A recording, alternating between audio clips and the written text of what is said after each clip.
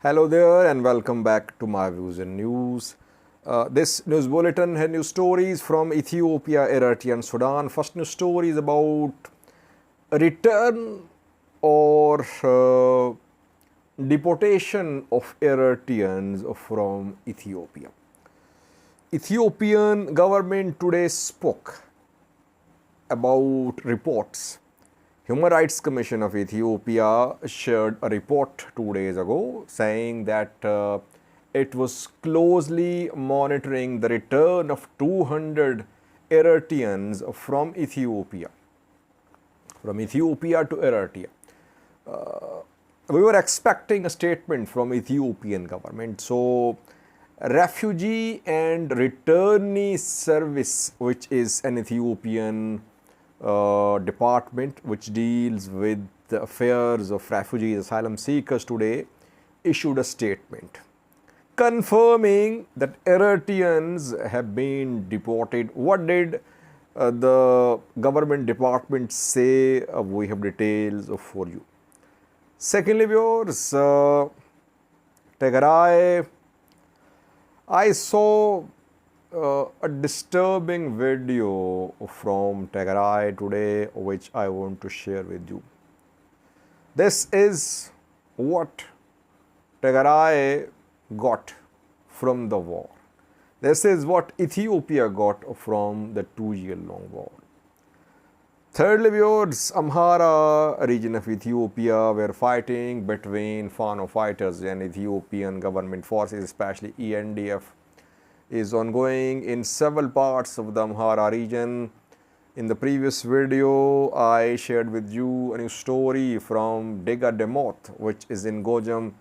Now, a new story from a town in Wollo, South Wollo, where clashes between Fano and government forces continuing. And last year, Sudan.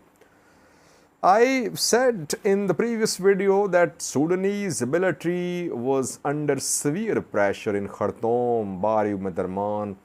Gradually it was losing ground, RSF expanding areas under its control.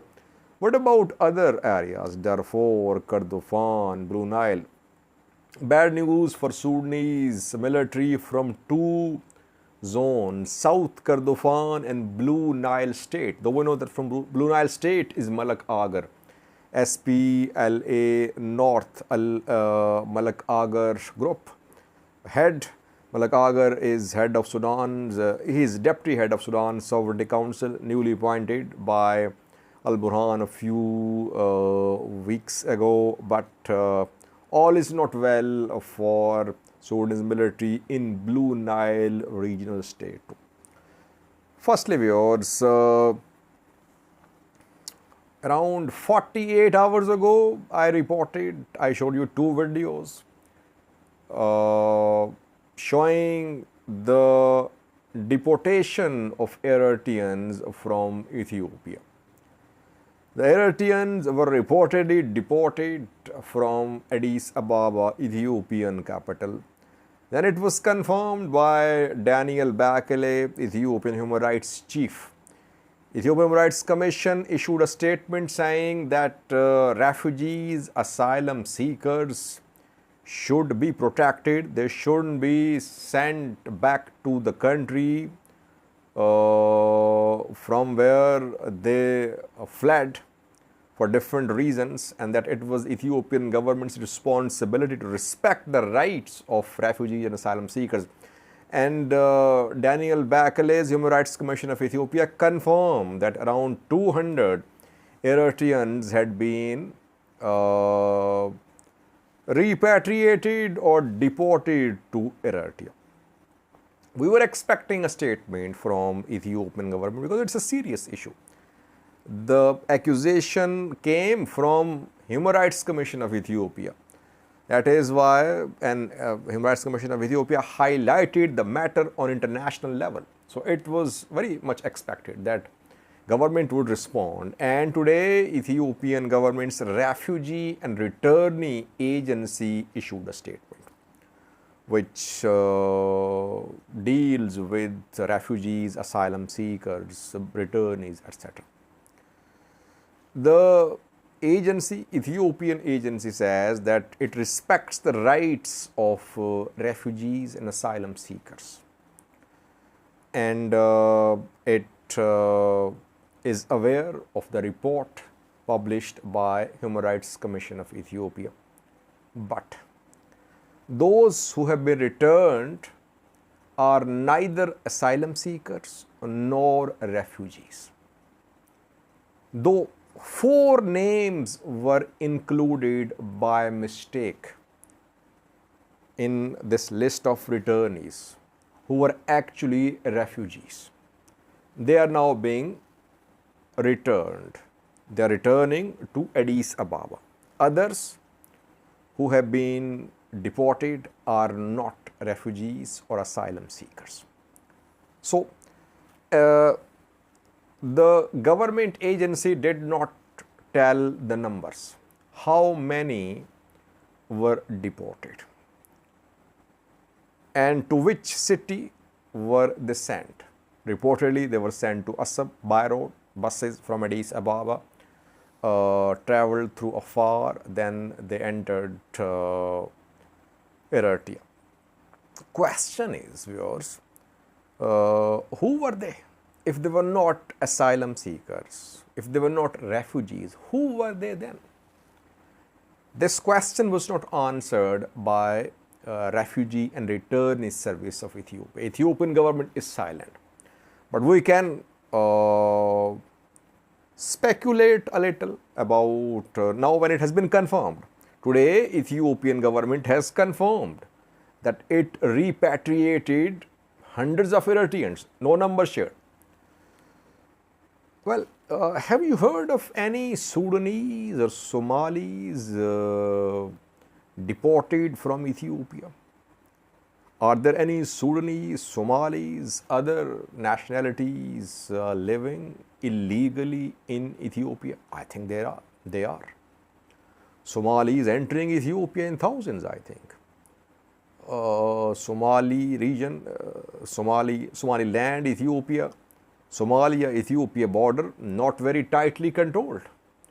All the time Somalis enter Ethiopia. Are they deported? They are illegal. They don't enter Ethiopia legally. So why these Eritreans were deported?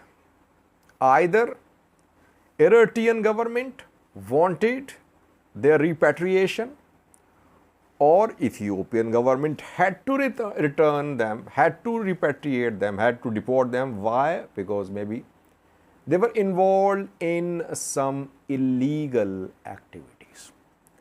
What is being reported is that some Eritreans have been living in Addis Ababa for years, living without any permit. They were not refugees, they were not asylum seekers, they were not legally residing in Addis Ababa. And some of them were involved in illegal activities, in gold trade, in foreign exchange related illegal activities, in currencies illegal business, and in several other issues, reportedly. Security forces launched a crackdown. They identified foreigners who were based in Addis Ababa and who could be a threat to national security in future. That is why these Eritreans were identified and a decision was made to deport them. Can we say that these Eritreans were backed by Eritrean government, that they were Eritrean government's agents in Addis Ababa, identified by Ethiopian government and deported? Difficult to say, but these are not ordinary Eritreans. They have been here living illegally for some time, not new arrivals. They are not new arrivals reportedly. They have been here, but they have been involved in some illegal activities. That is what we have learned. If we have a better more informed update, we'll try to give you update too. But so far, Eritreans were reportedly involved in some sort of activities, illegal, criminal. That is why Ethiopian government identified them and then deported them. Let's see how Eritrea sees this move by Ethiopian government. Why just Eritreans deported? Why not people of other nationalities? Secondly, viewers, I have a clip for you to show. The clip shows Tigray's mothers mourning, crying. And Tigray regional government has made a big decision, which has been a demand of the families of those who participated in the 2-year-long war. The families were demanding that the government should tell the whereabouts of their loved ones who fought in the 2-year-long war. That is why the Tigray government has now started intimating people about the deaths of Tigray fighters. Now, when officially families are being told by Tigray government that their sons or daughters have been killed, you can imagine how this news is being received by the families.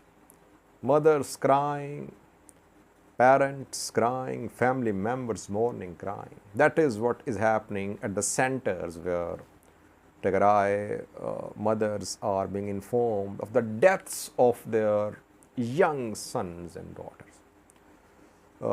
It was difficult to watch the entire video, just a few seconds of this video for you.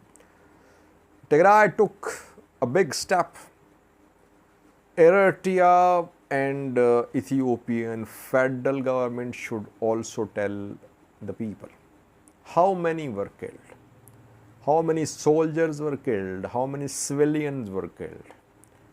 At least families have a right to know where their loved ones are.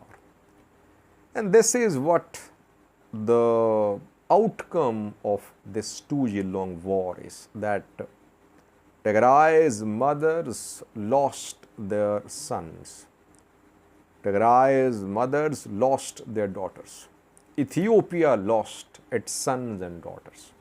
On both sides. ENDF soldiers are also Ethiopian mothers, sons and daughters. They died too. Eritreans as well. Eritrean fighters, Eritrean soldiers. What did they get from this war? Destruction, devastation, death. Do you think Eritrea is a more developed country now after the 2-year-long war in Tigray? Does it have more prospects of developing peace and prosperity? No. Rather, it's difficult for Tigray and Eritrea to sit at the table. So deep are the wounds inflicted. So the war has not served any purpose. Clip for you from Tigray, where families are being informed of the deaths of their loved ones in the war.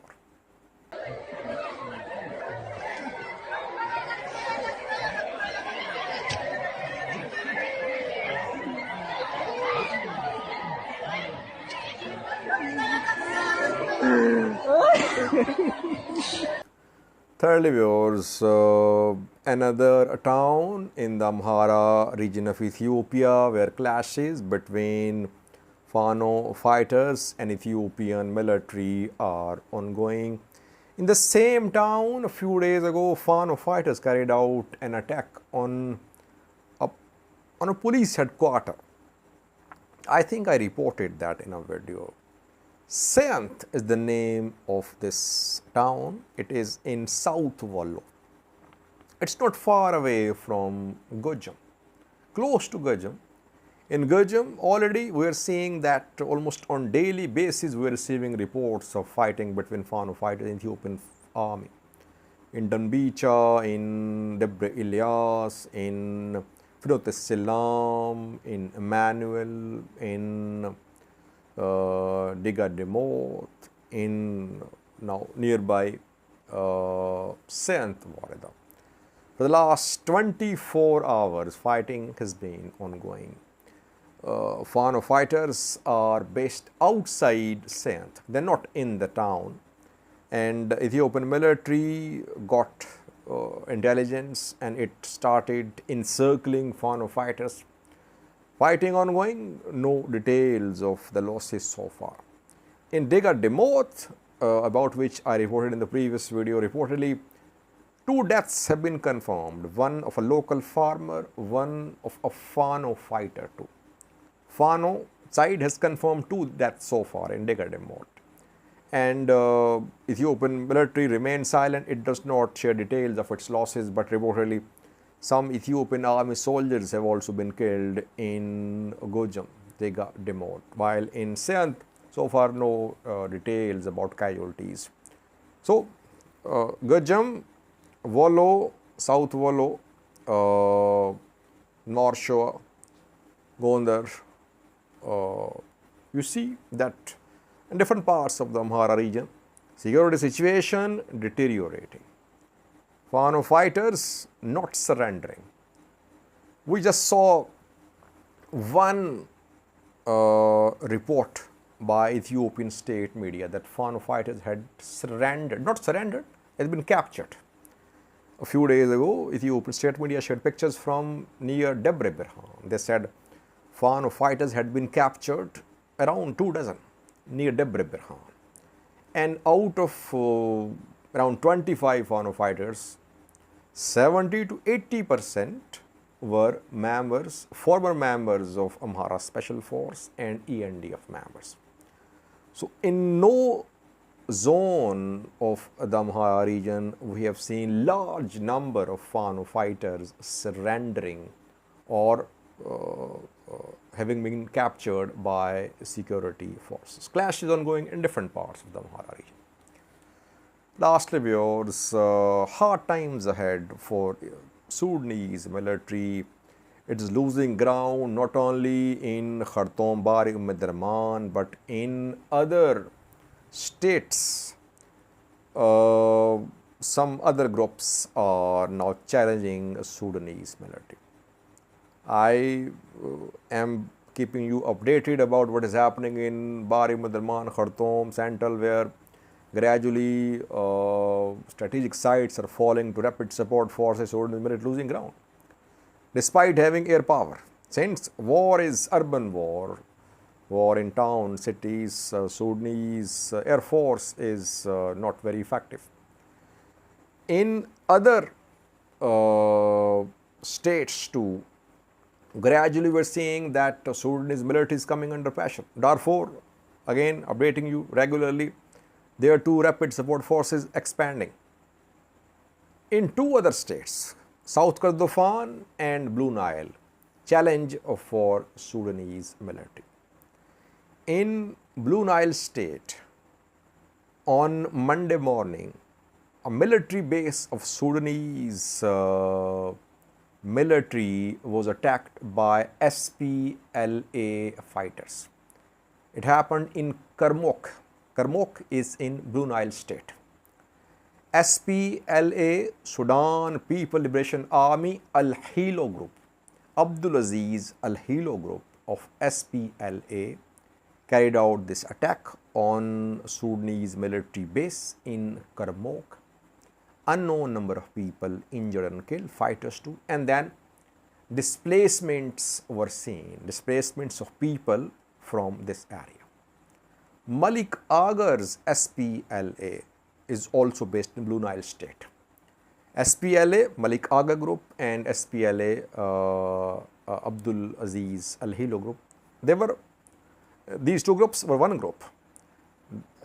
Then they split, 2 groups now. They are based in Blue Nile state and South Kordofan. In South Kordofan, I think I reported in 2 videos that near Kudugli, SPLA Al Hilu group fighters carried out some attacks and took control of some bases of Sudanese military.